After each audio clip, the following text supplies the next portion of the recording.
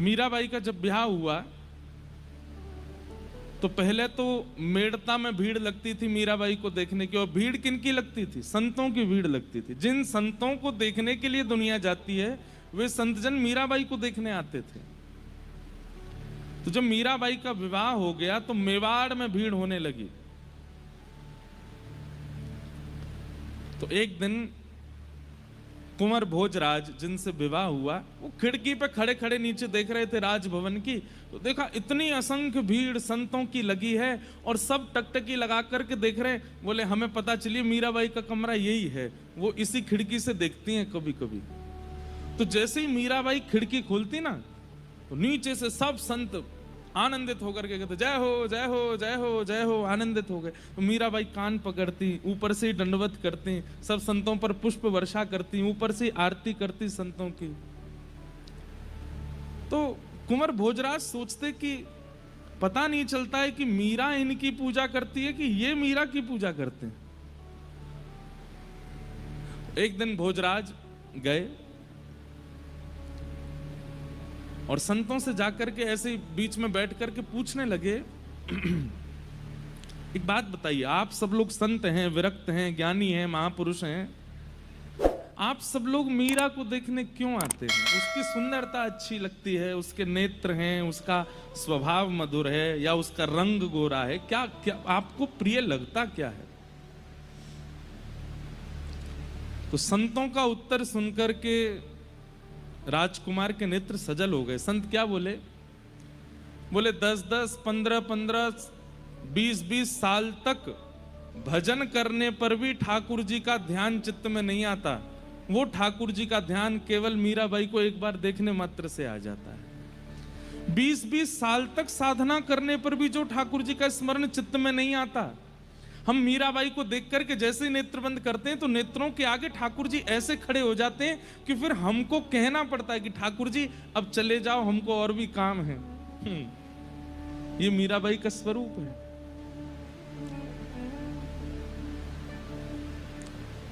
तो विचार कीजिए उन संतों के, उन महापुरुषों के दर्शन कैसे रहे होंगे जिनका हम श्रवण सुनकर के आनंदित हो जाते हैं, पवित्र हो जाते हैं, क्योंकि उनके चित्त में आनंद है। वो आनंद श्री कृष्ण है। एक बात मेरी बहुत ध्यान से सुनिएगा, केवल प्रवचन से आपके चित्त में कृष्ण प्रकट हो रहे हैं, केवल बातें सुनाने से ही ठाकुर जी का अनुभव हो रहा है, तो इसमें मेरी कमी है। आपके भजन, आपके साधन, आपके नाम स्मरण से केवल आपका उद्धार हो रहा है तो ये आपकी कमी है। आप जिस सभा में जाओ, जिस व्यक्ति के सामने जाओ, जिस क्षेत्र में जाओ, आपकी उपस्थिति से भी थोड़ा औरा बदलना चाहिए उस जगह का, तब समझो कि भजन अब प्रस्फुटित हो रहा है। भक्त प्रहलाद, उनकी भक्ति का रंग धीरे धीरे चढ़ने लगा था राक्षसों पर, दैत्यों पर। एकमात्र हिरण्यकश्यप थे, उनके ऊपर प्रभाव नहीं पड़ रहा था। बाकी तो हिरण्यकश्यप जिन राक्षसों को कहता था कि मार दो, उनके चित्त में भी भक्ति जागृत होती थी प्रहलाद जी के प्रति। हमारे पूज्य नाना जी पंडित श्री कृष्णलाल शास्त्री जी बहुत अच्छे भागवत के वक्ता थे। बड़ी सरल सरल भाषा में अर्थ बताते थे।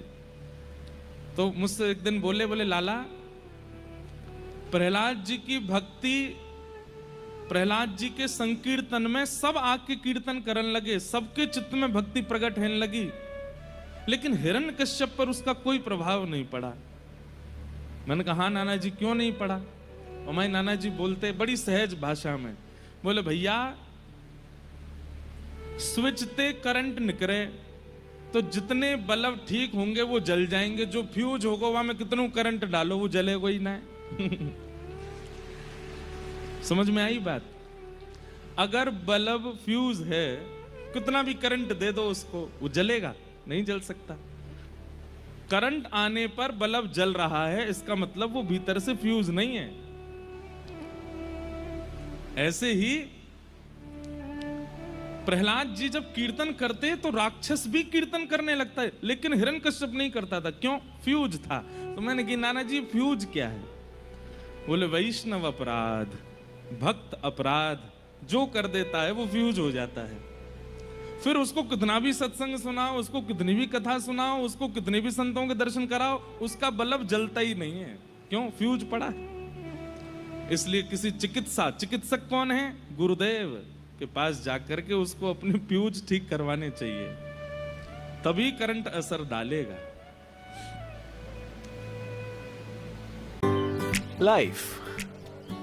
Life is a celebration. It's loud, it's messy.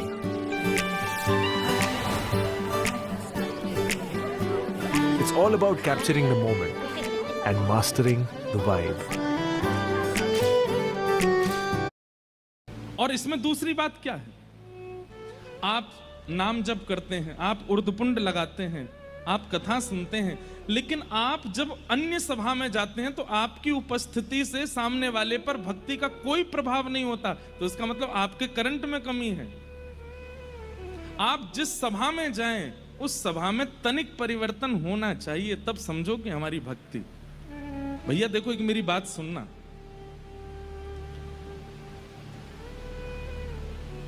जैसे कोई व्यक्ति बहुत अच्छा भोजन बनाना जानता है, वो अगर आपके सामने आता है तो कई बार भोजन को देखे बिना ही मुंह में पानी आ जाता है।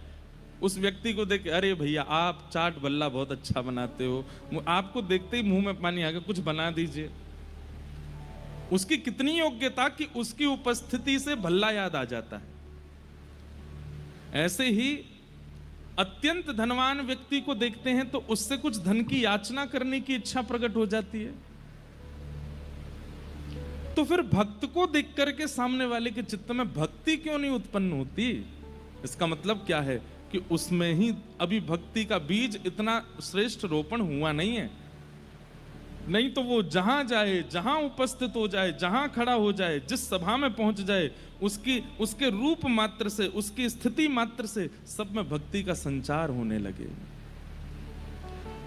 मीराबाई सुंदर, इतनी सुंदर थी कि उनके सामने बड़ी बड़ी राजकुमारियां भी अपने मुख को ढक लेती थीं। सुंदरता की खान मीराबाई। लेकिन उनकी सुंदरता देख करके किसी के चित्त में काम प्रकट नहीं होता था, बल्कि जिसके चित्त में काम है नष्ट और हो जाता था। ऐसी सुंदरता। और ये सब कब होता है? आपकी उपस्थिति, आपका रूप, आपका बोलने का ढंग, आपका व्यवहार, आपके विचार सामने वाले में परिवर्तन लाएंगे। कब? जब हृदय में आनंद श्री कृष्ण प्रकट होंगे। सुबह उठते ही सबसे पहले अपने बिस्तर पर ही बैठ करके नेत्र बंद करो। जय श्री गोविंद देव प्रभु की जय हो, श्री गोपीनाथ प्रभु की जय हो, श्री राधा मोहन प्रभु की जय हो, श्री राधा गोपीनाथ की जय हो, श्री राधा रमण लाल की जय हो, श्री राधा वल्लभ लाल की जय हो, श्री जुगल किशोर लाल की जय हो, श्री वृंदावन बिहारी लाल की जय हो, प्यारे गिरधर लाल की जय। बस प्रसन्न हो करके फिर अपने दिन को प्रारंभ। आ गए आनंद श्री कृष्ण चित्त में। उठते ही आनंदित होकर के उठिए। स्नान करने भी आनंद होके जाइए, तैयार भी आनंद हो। भले ही घर में कुछ भी उथल पुथल चल रही, आप आनंद में ही रहो। 2-4 दिन आपको प्रयास करना है, 5वें दिन से अपने आप नियम बन जाएगा। अरे कहां तक कहें, नित्य सप्तनिधियों का स्मरण करके आप उठना प्रारंभ करेंगे ना, तो 10, 15, 20, 1 महीने में ऐसा होगा सप्तनिधि ही आकर के उठाएंगे स्वप्न में। अरे उठ जा, वो रह गई है। कभी गोपीनाथ जी उठा रहे हैं, कभी राधा रमण जी कहेंगे लाला उठ जा। आनंद घन श्री कृष्ण को चित्त में प्रकट करना ही जन्माष्टमी है, जन्मोत्सव है ठाकुर जी का।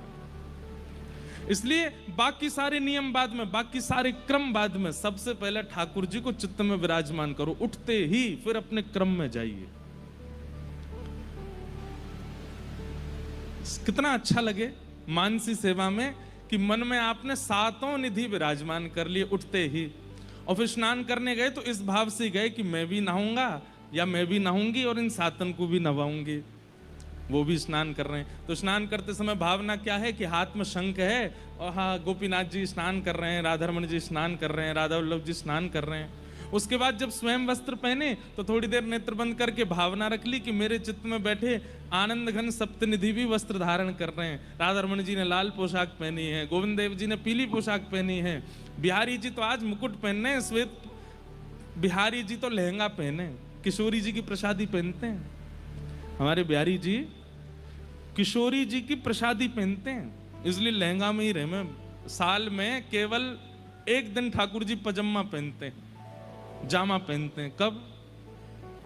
या तो कृष्ण जन्माष्टमी पर पहनते हैं या फिर अक्षय नवमी, अक्षय नवमी की अक्षय तृतीया, अक्षय तृतीया, हाँ अक्षय तृतीया को पहनते हैं। उस दिन चरण दर्शन होते हैं उनके, बाकी दिन तो चरण दुबके ही रहे हैं। तो ऐसे भावना कर लो, जब स्वयं के श्री धारण करो, स्वयं का तिलक धारण करो, तो मानसी में ये भी धारण कर लो कि श्री राधा रमण जी का गौड़िया तिलक धारण करा दिया, बिहारी जी को हरिवंशी हरिदासी तिलक धारण करा दिया, श्री राधा वल्लभ लाल जी की पत्रावली कर दी है, गोविंद देव जी की पत्रावली कर दी है। ऐसे भाव कर लो, आ गए आनंद घन श्री कृष्ण चित्त में। फिर डोलवे जा रहे हो, अपने काम पे जा रहे हो, तो भावना ये रख लो कि बाल भोग पा करके सातों निधि भी गैया चरावे जा रहे हैं, ये भी अपने ग्वाल बालन के संग डोल रहे हैं। फिर मध्याह्न दोपहर का लंच करो, भोजन राजभोग करो, उस समय फिर ध्यान कर लो कि वे सब भी वन में बैठे हैं, मधुमंगल श्री दामा घेर करके बैठे हैं और बीच में बैठ के ठाकुर जी प्रेम से भोग कर रहे हैं। शाम को घर लौट के आओ तो उस समय भावना कर लो कि ठाकुर जी भी गैया हाँकते भये अपने कंधा पे लाठी धर के दोनों हाथ पदरा करके लौट के आ रहे हैं घर पे। कितना सुंदर भाव बन जाए ऐसी स्थिति। अब जब सोने जाओ तो फिर वहां पे भी ये भाव रख लो, नैनों में नींद भर आई लालन के, नैनों में नींद भर आई। पहले ये पद गा करके हृदय में विराजमान ठाकुर जी को पढ़ा दो और फिर स्वयं भी पढ़ जाओ। कितना सुंदर हो, इससे बढ़िया मानसी सेवा और क्या हो सकती है। और आप ऐसे विराजमान करने लगे ठाकुर जी को चित्त में और अपनी क्रिया में उनकी क्रिया समझने लगे, आपके चित्त में आनंद घन प्रकट हो जाएंगे। और वही जन्माष्टमी जो साल में एक बार होती है वो हर दिन होने लगेगी। फिर बिना क्रीम के ही ग्लो करेगा ये चेहरा, बिना किसी भी क्या बोलते हैं उसको प्रकार के व्यंजन करने से, बहुविधान करने से आकर्षण आ जाएगा चेहरे में। आपकी इच्छा नहीं होगी कि ग्लो आवे, आकर्षण आवे, लोग अपने आप आकर्षित होंगे। और आकर्षित भी काम से नहीं, क्रोध से नहीं, लोभ से नहीं, भक्ति से होंगे। इसलिए केवल दीक्षा लेना, केवल शरणागति लेना, केवल माला हाथ में अपने कल्याण के लिए नहीं है। ये चित्त में ठाकुर जी को धारण कर करके स्वयं भी प्रसन्न रहिए और जिन जिन से भी मिलो उनको भी वो आपसे कहने लग जाएं कि आपको देख करके बड़ी पॉजिटिव वाइब्स आती है, हमको आपको देख के बड़ी सकारात्मकता अनुभव होती है। बस समझ जाओ कि हाँ, मैं नहीं दिख रहा हूं इनको, लाल जी दिख रहे हैं भीतर बैठे हुए, वही आकर्षण कर रहे हैं। ये सब भावना आचार्य चरणों की रही है, ये सब भावना पूर्व भक्तों की रही है, इसलिए उनकी हर दिन जन्माष्टमी थी। लेकिन हमारी एक ही होती है साल में, और कथा सुनने वालों की हफ्ता में एक होती है। पर हर दिन कृष्ण को प्रकट करो चित्त में, हर दिन निकलिए, हर दिन जन्माष्टमी की तरह उत्साह में रहिए। आप लोग जब हम कोई पद गाते हैं इतना नाचते हैं, इतना आनंद लेते हैं, जैसा आनंद यहां हो रहा है वैसा आनंद पूरे जीवन में हो जाए, तब मानिए कि अब भक्ति के पथ पर हैं हम। ये भक्ति का पथ है। हम तो कह रहे हैं यहां से घर भी कूदते कूदते ही जाया करो जय राधे राधे, ऐसे ही जाया करो कूदते कूदते, बस में, रिक्शा में, मेट्रो में। मेट्रो वाले कहेंगे भाई कहाँ के वृंदावन के बंदर आ गए दिल्ली में एक बात और, सिगरेट पीने वाले को खुले में पीने में शर्म नहीं आती, मद्यपान करने वाले, भक्ष खाने वालों को खुले में सब करने में शर्म नहीं आती। और अब तो हमारी महान दिल्ली में प्रिया प्रियतमों को खुले में मिलने में बिल्कुल भी लज्जा नहीं होती। तिलक लगाने में इतनी लज्जा क्यों? ये वैष्णवों को लज्जा क्यों आती है वैष्णवता धारण करने में? जो ये सब व्यसनी क्रम करते हैं, उनको बिल्कुल भय नहीं लगता कि लोग हमको टोकेंगे। फिर वैष्णवों को भय क्यों लग जाता है? अभी एक भैया, अभी यहाँ नामकरण कर रहे थे सबका, तो एक भैया नहीं आए तिलक लगा के, तो पंडित जी टोके, आपने तिलक नहीं लगाया, दीक्षा हो गई। ऑफिस से आया अभी, तो क्यों ऑफिस में क्यों नहीं लगा के गए? ज्यादा ही टोका टाकी होती है, आपको उससे पीड़ा होती है। तो श्री संग ही रखो, जब लगे कि अब बस निकले हैं ऑफिस से, कॉलेज, तुरंत लगा लीजिए, बिना तिलक के रहे नहीं। ये तिलक नहीं है, ये स्वयं श्री जी हैं, ये स्वयं किशोरी जी हैं।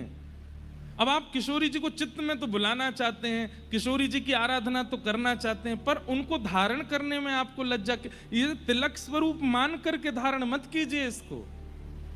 ये स्वयं किशोरी जी हैं, इनको श्री कहा जाता है। हमारे गौड़िया वैष्णव धारण करते हैं, वो तुलसी धारण करते हैं ठाकुर जी के चरणों के साथ। अब भगवान के चरण धारण करने में लज्जा, तो फिर भक्ति क्यों कर रहे हैं हम? ये भैया, ये सब नंदोत्सव के प्रतीक हैं। तिलक धारण करना, हृदय में मानसी में श्री ठाकुर जी की सेवा करना, नित्य भगवान नाम में रमित रहना, जीवन की कैसी भी परिस्थिति आ जाए आप प्रसन्न ही हो ऐसे रहना, ये सब नंदोत्सव के प्रतीक हैं। ऐसे रहिए। ये नंदोत्सव एक ही दिन नहीं होना चाहिए, हर दिन होना चाहिए। तब आपको गाने का अधिकार है।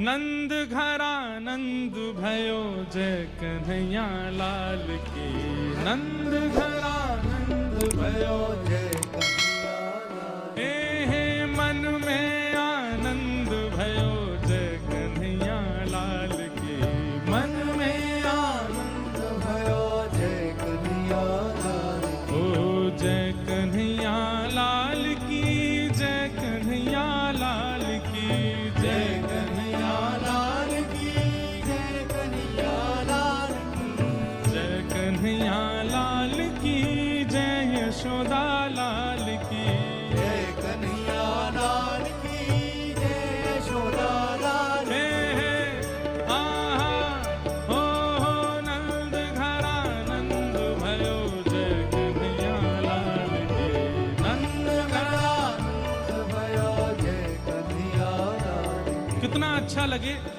ऑफिस जाने से पहले माताजी पिताजी को बीच घर के आंगन में खड़ा करके हाथ पकड़ के घूम रहे हैं और गाते हुए जा रहे हैं। हाथी दीने घोड़ा दीने और दीनी पालकी, हाथी दीने घोड़ा दीने और दीनी पालकी, हे बालकन को लाडू पेड़ा बूढ़े को लापसी, बालकन को लाडू पेड़ा बूढ़े को लापसी, आहा हो नंद घरा नंद भयो जय कन्हैया लाल, आहो नंद घरा नंद भयो जय कन्हैया लाल, हे नंद घरा नंद भयो जय कन्हैया लाल की, ओ नंद घरा नंद भयो जय कन्हैया लाल, हे राधा रमण लाल की, श्री राधा वल्लभ लाल की,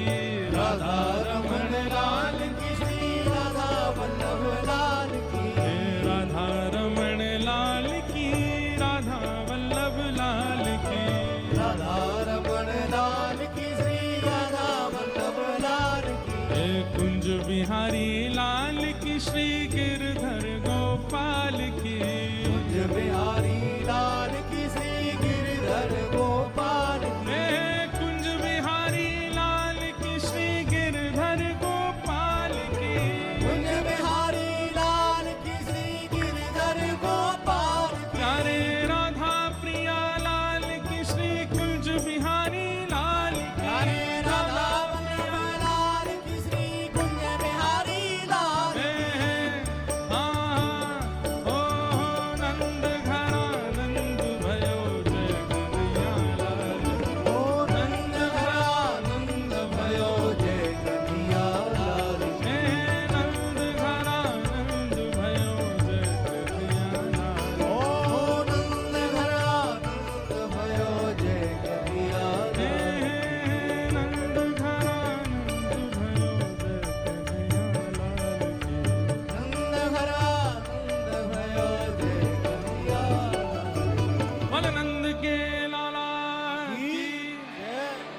आज जाओ।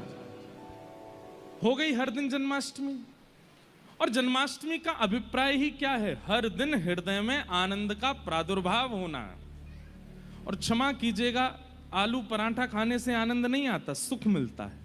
हमारे पूज्य पिताजी कहते हैं, लोग कहते हैं रसगुल्ला खाया आनंद आ गया। आनंद नहीं आया, वो रसगुल्ला खाने से सुख मिलता है, कचौड़ी खाने से सुख मिलता है, छोले भटूरे खाने से सुख मिलता है। उसको सुख क्यों कहते हैं? क्योंकि उसकी एक मात्रा है, उसके अधिक सेवन से आपको सुख नहीं मिलेगा। एक सीमित है, सीमित से ज्यादा जैसे ही आप उसका उपभोग करोगे तो वही वस्तु आपको कष्ट देने लगेगी। और जिस वस्तु से कभी ना कभी कष्ट मिलेगा वो आनंद नहीं हो सकती। ध्यान से सुनिएगा, जिस वस्तु से कभी ना कभी कष्ट मिल सकता है वो आनंद नहीं हो सकती।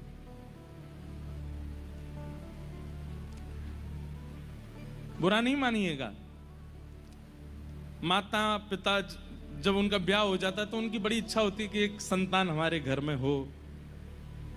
जब संतान हो जाती है इतने खुश होते हैं माता पिता, इतने प्रसन्न होते हैं। श्री जी की कृपा से हमारे घर लाला भयो, लाली भाई जो भी, धीरे धीरे वो बड़ा होने लगता है। जैसे ही घुटनों पर चलने लगता है, जैसे उसके 2 दांत निकल जाते हैं, हाथ पांव निकलने लगते हैं, फिर वो निकल के भागता है। और फिर तोड़ फोड़ मचा, पूरे घर पे ड्राइंग बना दी, कहीं डायनासोर बने हैं, कहीं नाग बने हैं, कहीं कुछ भूत बने हैं।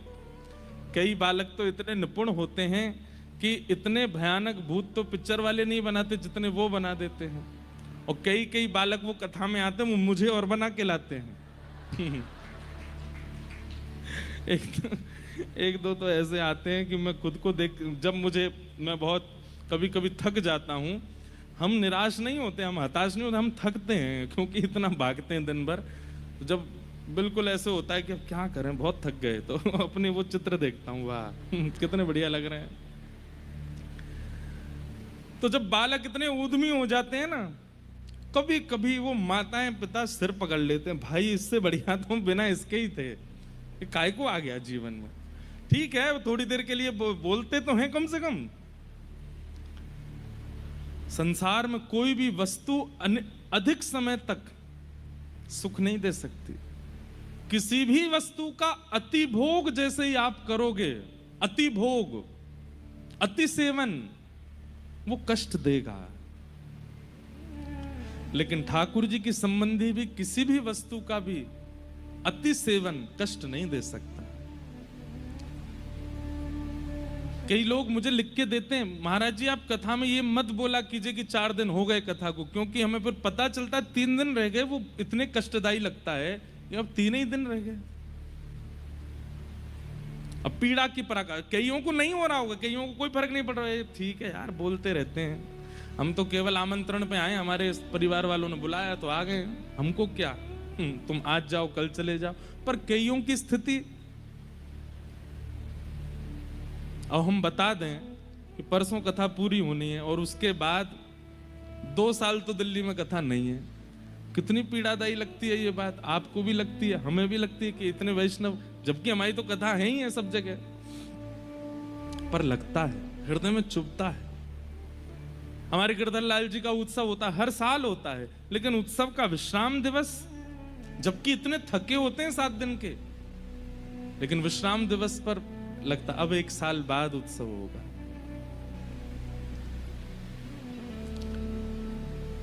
एक बात और कहें, जन्मदिन होता है ना लोगों का, ये जन्मदिन भी 25 की उम्र तक ही अच्छे लगते हैं, और जो 25 के नहीं हुए हैं वो अभी देख लेना, 25 के बाद जब 26वां जन्मदिन आएगा ना, अच्छा नहीं लगेगा।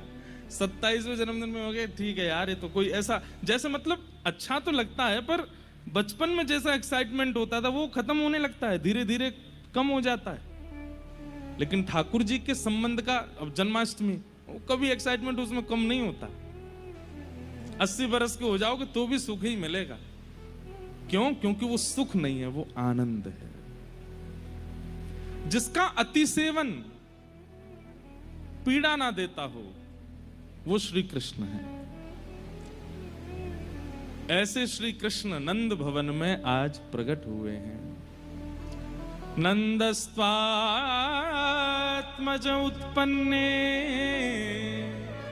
जाता ह्लादो महामना आहूय विप्रान वेदज्ञान स्नातः सुचिरलंकृतः वाचयित्वा स्वस्तेनं जातकर्मात्मजस्य वै कारयामास विधिवत् पितृदेवार्चनं तथा। नंद जी के घर लाला भयो है। और कैसो लाला भयो है? अब सोचिए, सुनिएगा, ये ब्रज की लीला है। ब्रजवासियों ने, एक तो होता है कि आपने बालक का दर्शन किया, बालक को देख लिया और उसकी सुंदरता देख करके आप आनंदित हो गए। पर यहां ब्रज में स्थिति ऐसी हो रही है, सब लोग इधर देखो, ध्यान से सुनो। जिसके कान में ये स्वर पड़ता है ना कि नंद जी के लाला भयो है, तो उसके नेत्र अपने आप बंद हो जाते हैं और उसको घर बैठे बैठे ही ठाकुर जी की झांकी दिखने लगती है। उसको वही अनुभव होने लगता है, आहा, ऐसे नील वर्ण की कांति होगी, गोल मटोल से गाल होंगे, कमल जैसे नेत्र होंगे, मधुर मधुर हाथ होंगे, और वो वही नृत्य करने लगता है। ऐसी स्थिति बन गई। बंधुओं, एक बात बताएं आपको, संसार के किसी भी व्यक्ति को बिना देखे आप उसकी व्याख्या सुनकर के उसकी मूर्ति चित्त में नहीं बना सकते। एकमात्र श्री कृष्ण हैं जिनकी व्याख्या उनकी प्रतिमा को प्रकट कर देती है, जिनकी व्याख्या, जिनका कथन उनके रूप का लावण्य प्रकट कर देता है। एकमात्र कृष्ण ही है। और ये अनुभव करके देख लीजिएगा, कोई घर में विवाह का संबंध आवे, आप बिना फोटो देके पूछो लड़का कैसा है, उसके ऐसे सुनहरे बाल हैं, 6 फीट की हाइट है, ऐसे उसके हाथ हैं, ऐसे उसके पैर हैं, आप स्वरूप बना ही नहीं पाओगे। लेकिन आपने श्री कृष्ण को नहीं देखा है और कोई व्याख्या कर दे, व्याख्या सुनते ही आपके चित्त में अपने आप स्वरूप प्रकट होने लगेगा। ये क्वालिटी केवल श्री कृष्ण की और किसी में नहीं है। वंशी विभूषित करा नवनीरदाभा पीतांबरारुणबिंब फलाधरोष्ठात् पूर्णेन्दु सुंदर मुखारविंद नेत्रात् कृष्णात् परम किमपि तत्त्वमहं न जाने। वंशी विभूषित करा, बोले कैसे हैं श्री कृष्ण? जिनके कर में यानी कि हाथ में वंशी विभूषित होती है, सुशोभित होती है, पीतांबर धारण करते हैं, नवनील दाभात, उनका श्रीअंग कैसा है? बोले जैसे कोई नीला गहरा पानी हो, ऐसा रंग है ठाकुर जी का। उसके ऊपर पीतांबरी पहनते हैं। और ठाकुर जी की पीतांबरी कैसी है? हमारे श्री ठाकुर जी पीले वस्त्र पहनते हैं, लेकिन पीले भी झीने पहनते हैं। ध्यान से सुनिएगा, शीतकाल में ठाकुर जी सर्दियों में मोटे कपड़े पहनते हैं, पर ग्रीष्म काल में ठाकुर जी झीने वस्त्र पहनते हैं। झीने मतलब कि भीतर की जो श्याम वर्ण कांति है वो बाहर दिखती है ठाकुर जी की, ऐसे वस्त्र पहनते हैं। पीतांबरा अरुण बिंब फलाधरोष्ठात्, उनका मुखमंडल कैसा है? बोले एक कमल की जैसी आकृति मुखमंडल, सब कमल जैसा ही है ठाकुर जी का। अद्भुत सुंदर ठाकुर जी के ओष्ठ हैं। ठाकुर जी के होठ कैसे हैं? जैसे एक धनुष की आकृति होती है ना, सुंदर धनुष की आकृति, बीच से ये जाते हैं ऐसे, और फिर नीचे से जो उसका जो प्रत्यंचा होती है उसको थोड़ा सा खींचा जाए तो ठाकुर जी के होठ प्रकट हो जाएंगे, ऐसे होठ हैं।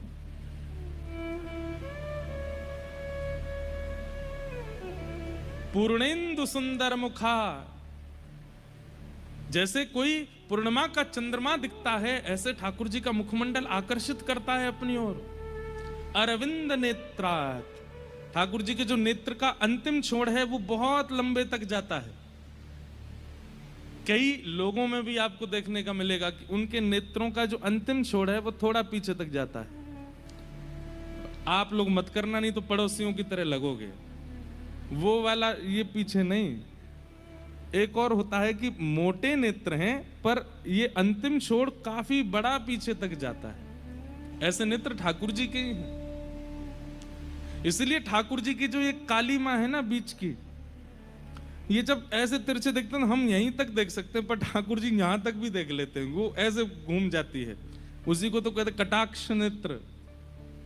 जादू भरी तेरी आंखें जिधर गई, नैनों की कटारी वारी वारी छुई मुई छतियां से तर गई। ऐसे ठाकुर जी के नेत्र हैं। कहां तक वर्णन करें, अभी तो जन्म भयो लाला को। जन्म लेता बालक, बुरा नहीं मानिएगा, इतना ज्यादा सुंदर नहीं लगता। ऐसा लगता है चूहा का सा बालक, छोटा सा। उसकी मुखाकृति कैसे, छोटे से हाथ होते हैं, छोटा सा मुख होता है। अभी कोई पूछे किस पे गया है, लोग बाग बोलते हैं, घर के लोगों के तो बड़े अद्भुत आनंद होते हैं। अरे ये तो मुंह पे गया, फूफा जी आएंगे दूर के, कभी आए ही नहीं घर पे, ये तो मेरे जैसा लग रहा है। मामा कहेंगे नहीं नहीं मामा पे गया है, सब पे गया है वो बालक, किसी के जैसा नहीं होता वो। लेकिन जन्मजात बालक इतना आकर्षक होता है, ठीक है, उसके प्रति ममत्व बोलता है। धीमे धीमे वो बालक अच्छा लगने लगता है। 8-9 महीने का, 6-7 महीने का जब हो जाता है, थोड़े गाल फूल जाए, गदमदरा से हाथ है जाए, नेत्र वेत्र घुमावे, तब पता चलता है किस पे गया। पर ठाकुर जी जन्म लेते ही इतने आकर्षक लग रहे हैं। वर्णन आता है कि यशोदा मैया ने कितने दिनों तक तो ठाकुर जी को ऐसे ही रखा, बस स्वयं देखती हैं और फिर ढक लेती हैं, फिर स्वयं देखती हैं फिर ढक ले, जैसे कोई बहुत महंगा रत्न, कोई अत्यंत लोभमयी माता उसको छुपा करके रखती है, किसी की दृष्टि पड़ ना जाए इस पर। ऐसी स्थिति यशोदा मैया की है। वो नील मणि को ऐसे छुपा करके रखती हैं कि कोई देख ना ले मेरे लाला को। अरे कहां तक है, नंद बाबा को भी दिन भर में 4 बार हाथ जोड़ने पड़े, नेक तो दिखाई दे यशोदा, तो यशोदा मैया यूं दिखाती हैं फिर रख लेती हैं, ऐसे हृदय से लगा के घूमते, मेरो नीलमणि, मेरो नीलमणि है। अरे ये तो मेरो नीलमणि है। गोपियां आती हैं, अत्यंत समीप की सखियां आती हैं, मैया हमें तो दिखाओ, तो मैया नीचे से वस्त्र हटा देती, लो चरण ही देख लो। और चरण ही इतने सुंदर हैं ठाकुर जी के, वो चरणों में ही निहाल हो जाती हैं। चरण इतने सुंदर हैं तो मुखमंडल कैसे होए को लाला को। अद्भुत है। मैं वर्णन करता रहूंगा और आप सुनते रहेंगे, ना आप कुछ पाओगे ना मैं कुछ दे पाऊंगा। यही तो श्री कृष्ण है।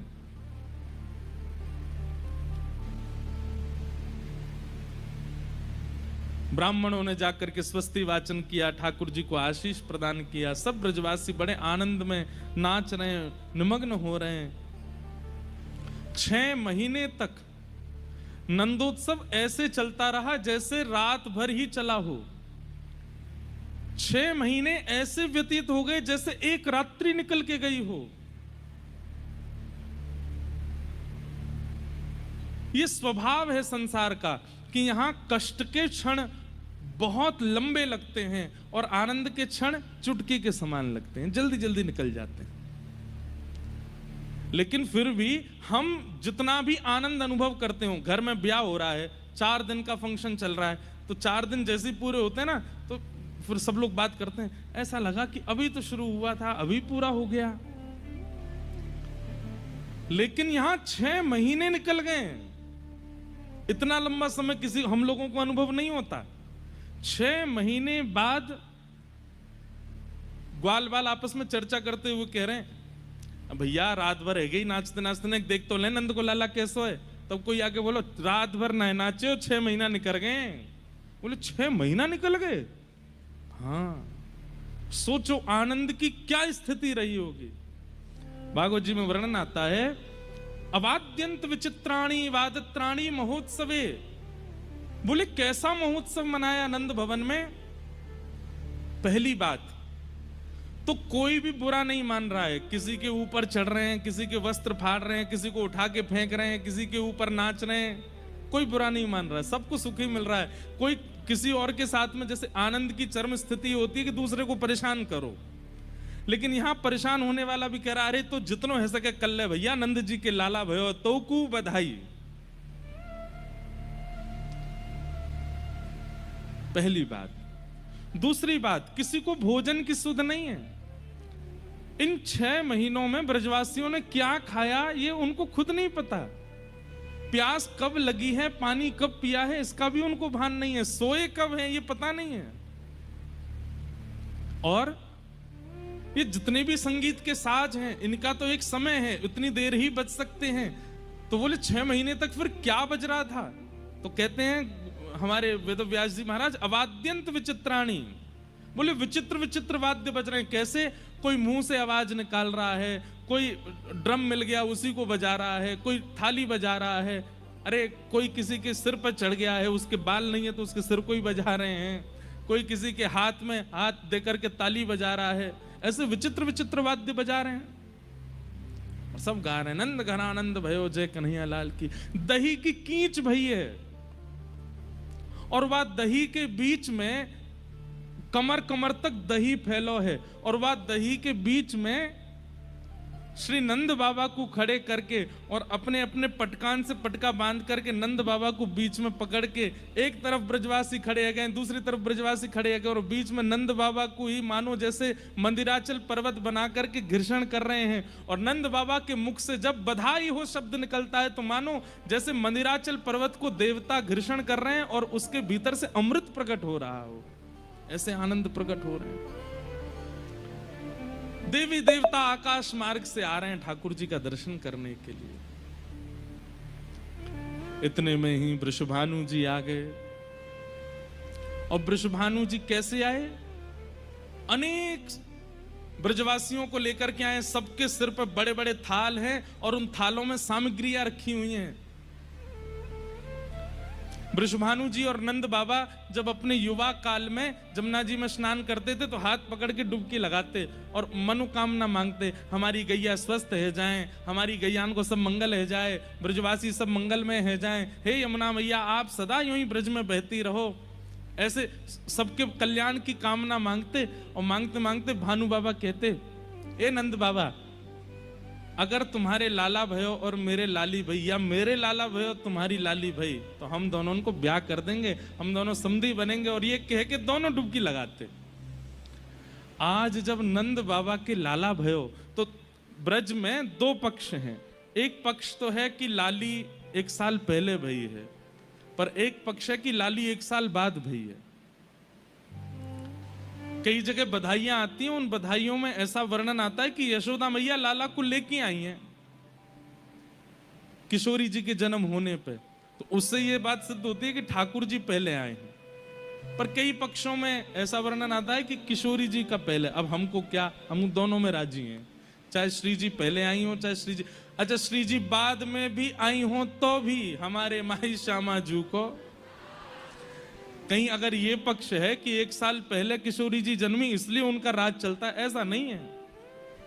वो 10 साल बाद भी जन्मी होती तो भी चलती श्री जी की, ठाकुर जी की ना चलेगी, चलेगी हमारी किशोरी जी की। तो कहते हैं कि वृषभानु बाबा की अभी लाली भई नहीं है और भानु बाबा खूब सारी बधाई लेकर के आए। नंद बाबा बोले, अरे भैया, अरे मेरे मित्र परम सखा आए हैं, भानु बाबा आप बधाई लेके आए हो। भानु बाबा बोले, बधाई बधाई ना लेके आयो मैं तो। बोले, टीको करवे आया हूं लाला को, सगाई पक्की करवे आया हूं। जन्म लेते ही ठाकुर जी की सगाई हो गई। नंद बाबा के नेत्र सजल गए, अरे बाबा आप तो, लेकिन थोड़े मन में संकोच में आ गए। क्यों? बोले, भानु बाबा की लाली तो भई नहीं है अभी तक, और ये टीको लेके आ गए। वृषभानु जी तो बड़े आनंद में सब सामग्री पधराते जा रहे हैं। ये हमारे जमाई के काजे ये लेके आए हैं, जमाई के काजे, छोटे से जमाई हैं, अभी पाम भी ना उठे उनके। छोटे से जमाई की धोती आई है, बगलबंदी आई है, टोपा आयो है।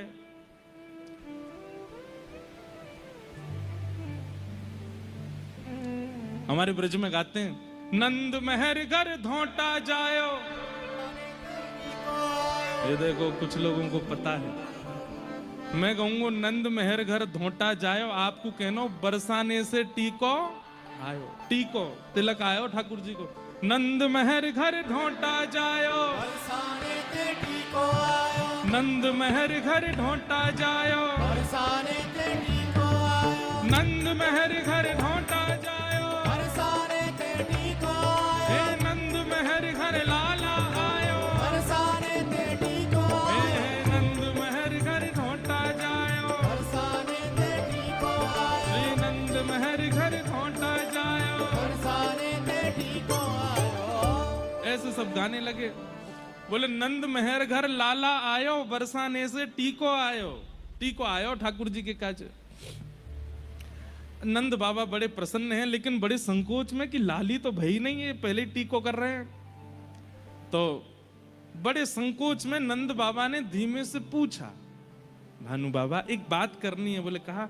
बोले आप ये सब टीको लेके आए हैं, लाला को तिलक कर रहे हैं, लाला को सुंदर स्वर्ण के आभूषण पहना रहे हैं, हाथ पावन में कड़ूला पहना रहे हैं, अपने जमाई मान के उनके चरण छू रहे हैं, लेकिन बहू को तो जन्म भयो ही ना है अभी तक।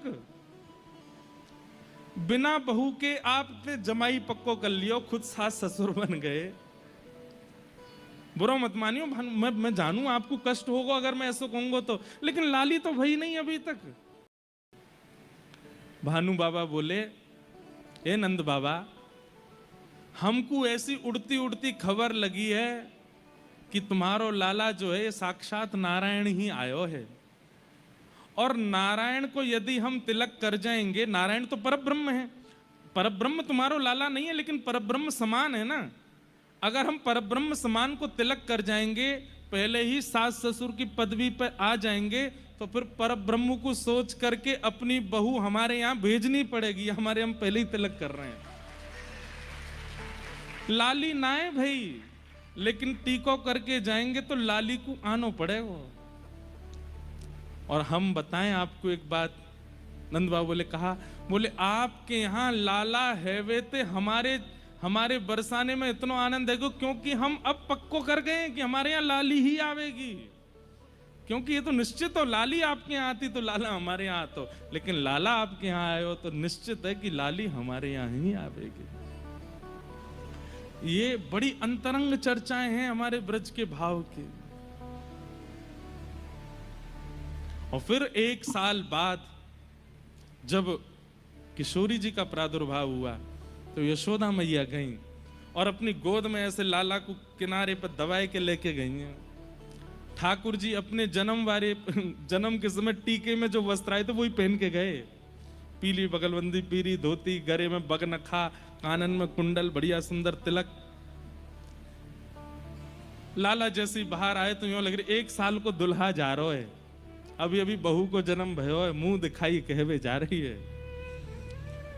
आहा, वहां किशोरी जी पलना में है, पूरे बरसाने में उत्सव है है। और जैसे ही नंद बाबा यशोदा मैया पहुंची, सब लाली को देख देख करके महाराज रतन लुटा रहे हैं। अच्छा एक बात और बताएं, बरसाने को उत्सव देख करके नंद और यशोदा आपस में चर्चा कर रहे हैं। बोले हमारे लाला को उत्सव 6 महीना तक चलता रहो। रास्ता में पहले तो चर्चा हेती आ रही कि हमारे जैसा उत्सव ना करेंगे वृषभानु जी, लेकिन जैसे ही बरसानो आने वारो है, दूरते ही चंदन की सुगंधी आ रही है, केसर की सुगंधी आ रही है, इत्र की सुगंधी आ रही है। नंद बाबा कह रहे हैं अरे भैया इतनी सुंदर सुगंधी कहां से आ रही है? बोले कि बरसाने तैयार। अरे बरसाने तो अभी बहुत दूर है, तो सोच लो किलोमीटर दूर तक तो सुगंधी आ रही है, तो उत्सव कैसे है होगा?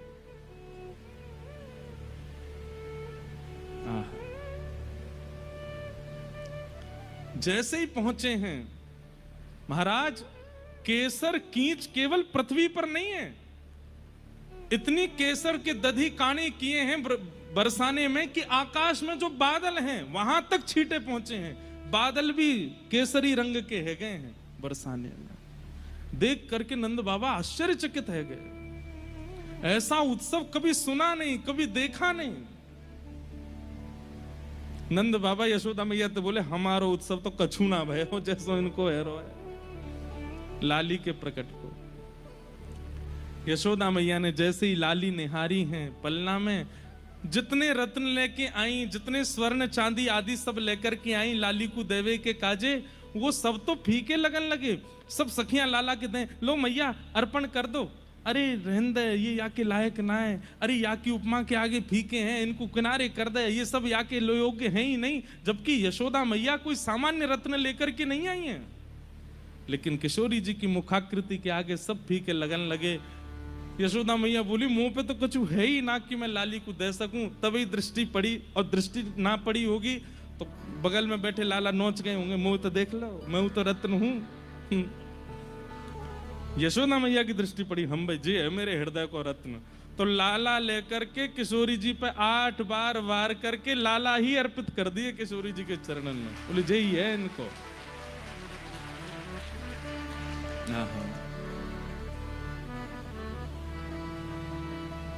अद्भुत है हमारे ब्रज का भाव।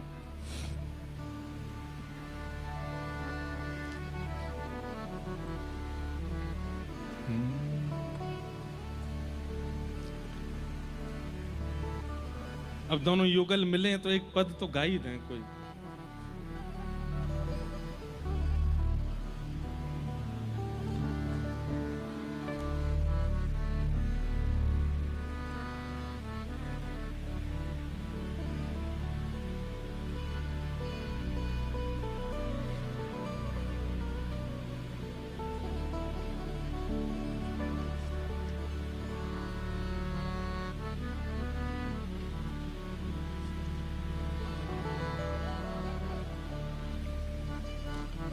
सब लोग गाओ, दोनों युगल पलना में झूल रहे हैं।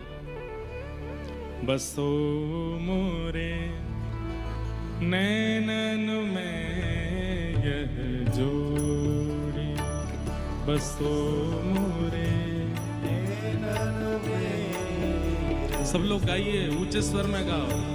बसो मोरे नैनन में यह जोड़ी, बसो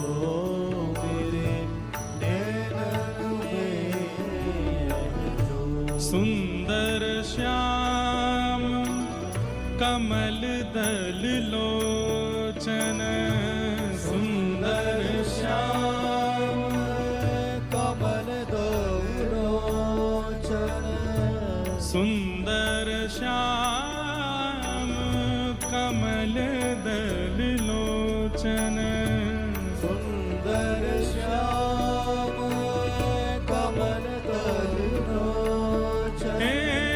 संग वृष भानु किशोरी,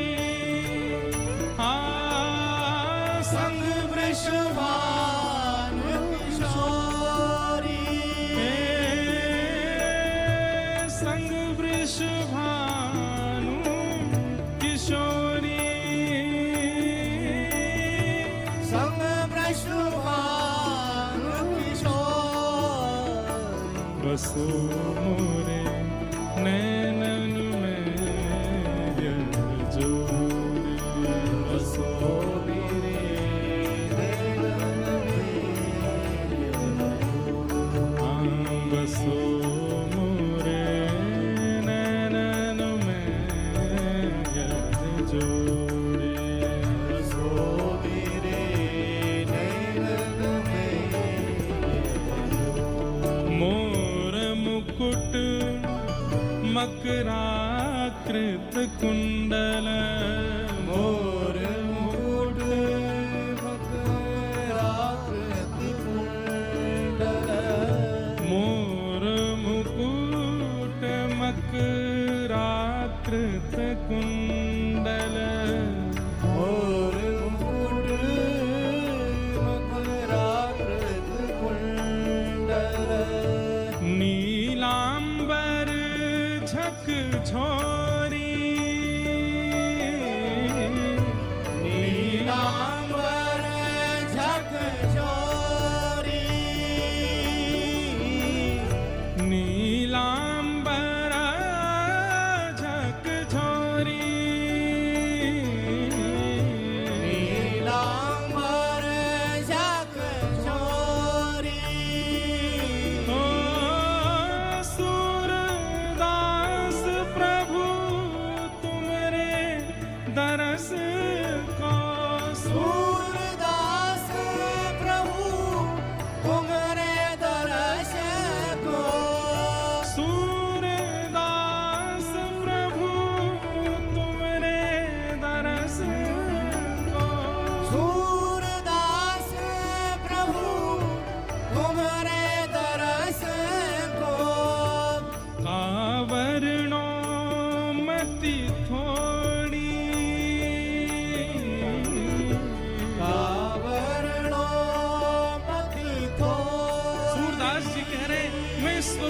वर्णन कैसे करूं, मेरी मति बहुत छोटी सी है।